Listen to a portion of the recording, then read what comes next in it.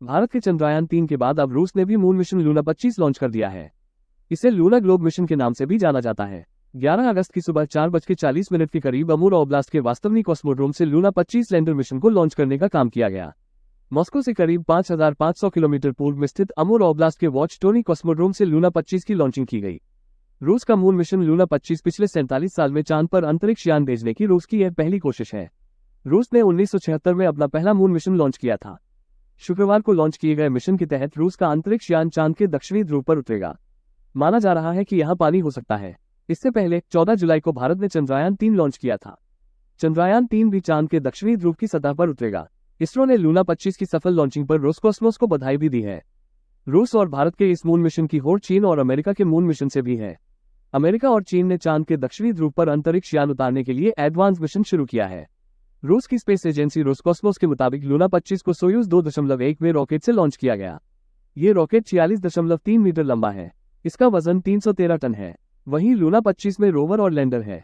इसके लैंडर का वजन 800 किलो है। लूना 25 पहले सॉफ्ट लैंडिंग की प्रैक्टिस करेगा।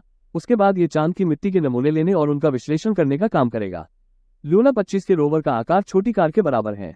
चांद के दक्षिणी ध्रुव पर ये 1 साल तक काम करेगा। रूस के मून मिशन के राजनीतिक मायने भी निकाले जा रहे हैं। यूक्रेन युद्ध शुरू होने के बाद पश्चिमी देशों के प्रतिबंधों के बावजूद रूस इस मिशन को सफल कर पश्चिमी देशों को एक जवाब भी देना चाहता है। अगर रूस का मून मिशन सफल रहता है तो ये उसकी एक बड़ी उपलब्धि होगी। रूस के स्पेस चीफ यूरी बोरिसोव ने बताया कि लूना 25 इसी महीने 21 अगस्त को चांद की सतह को छू सकता है।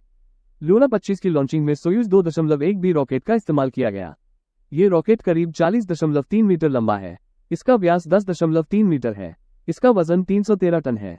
इस रॉकेट में 4 बूस्टर लगे हैं और एक मेन चेंज इन थ्रस्टर लगा हुआ है।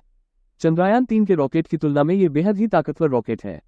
जहां चंद्रयान 3 को लूनर ट्रांसफर ट्रेजेक्ट्री में पहुंचने में लगभग 18 दिनों का समय लग गया, वहीं लूना 25 के रॉकेट ने सिर्फ 9 मिनट 39 सेकंड बाद लूना 25 को लूनर ट्रांसफर ट्रेजेक्ट्री में डाल दिया। भारत का चंद्रयान 14 जुलाई को लॉन्च होने के बाद 1 अगस्त को लूनर ट्रांसफर ट्रेजेक्ट्री में पहुंचा। चंद्रयान 3 अपने सफर के जरिए पृथ्वी और चंद्रमा के गुरुत्वाकर्षण का लाभ लेना चाहता है। उससे ये काफी कम ईंधन पर सफर करेगा। ये रॉकेट के ताकतवर होने का मामला है। रूस की स्पेस एजेंसी रोसकॉस्मोस के मुताबिक सोयूज 2.1 में रॉकेट ज्यादा बड़ा है। हमारा रॉकेट छोटा है, लिहाजा हमारा रॉकेट चंद्रयान 3 को इतना वेग नहीं दे सकता है कि ज्यादा रफ्तार से चांद की ओर जा सके। ताकतवर और बड़ा रॉकेट ज्यादा खर्चीला होता है, इसलिए भारत ने छोटे रॉकेट के जरिए अपना मकसद साधने का प्लान बनाया। लेकिन बड़ी बात यह है कि भारत ने मौका नहीं गंवाया, इसलिए अपने सीमित संसाधनों के बावजूद अपने मिशन को लॉन्च कर दिखाया। ये भारतीय वैज्ञानिकों की उपलब्धि है, जबकि रूस की तुलना में ये अंतरिक्ष मिशन के मामले में छोटा खिलाड़ी है। चंद्रयान 3 ने पृथ्वी के 5 चक्कर लगाए थे, लेकिन लूना 25 लगभग आधे चक्कर लगाने के बाद भी लूनर ट्रांसफर ट्रेजेक्ट्री में पहुंच गया। इस हाईवे पर जाने के बाद चांद तक पहुंचने में लूना 25 को 5 दिन लगेंगे। चंद्रयान 3 को भी लूनर ट्रांसफर ट्रेजेक्ट्री से चांद की ऑर्बिट तक पहुंचने में 5 दिन ही लगे थे। यानी इस हाईवे पर दोनों के सफर का समय समान है। 5 दिन बाद लूना 25 चांद की ऑर्बिट में होगा। चांद की ऑर्बिट में लूना 25 चांद के चारों तरफ 5-7 दिन तक 2 चक्कर लगाएगा, जबकि चंद्रयान 3 13 दिन तक 6 चक्कर लगाएगा। लूना 25 का लैंडर चांद की सतह पर 18 किलोमीटर ऊपर पहुंचने के बाद लैंडिंग शुरू करेगा। करीब 15 किलोमीटर ऊंचाई कम करने के बाद 3 किलोमीटर की ऊंचाई से पैसिव डिसेंट होगा, यानी धीरे धीरे लैंडर चांद की सतह पर उतरेगा। 700 मीटर ऊंचाई पर थ्रस्ट तेजी से ऑन होंगे ताकि इसकी गति को धीमा कर सके। 20 मीटर की ऊंचाई पर इंजन धीमी गति से चलेंगी ताकि ये लैंड हो पाए और फिर लूना 25 चांद की सतह के दक्षिणी ध्रुव पर उतरेगा। लूना 25 21 या 22 अगस्त को चांद के दक्षिणी ध्रुव पर उतरेगा, जबकि चंद्रयान 3 23 अगस्त की शाम को 5:47 पर चांद के दक्षिणी ध्रुव पर उतरेगा। इस प्रकार होगी लूना 25 की चांद पर लैंडिंग। चंद्रयान 3 या लूना 25 के चांद पर उतरने की जगह अलग अलग है। रूस के लूना 25 की बात करें तो इसके उतरने की जगह 69.5 दक्षिण 43.5 पूर्व है। अगर दक्षिणी ध्रुव के सबसे करीब की बात करें तो ये चंद्रयान 3 ही होगा। हालांकि रूस चांद पर भारत का पड़ोसी ही होगा।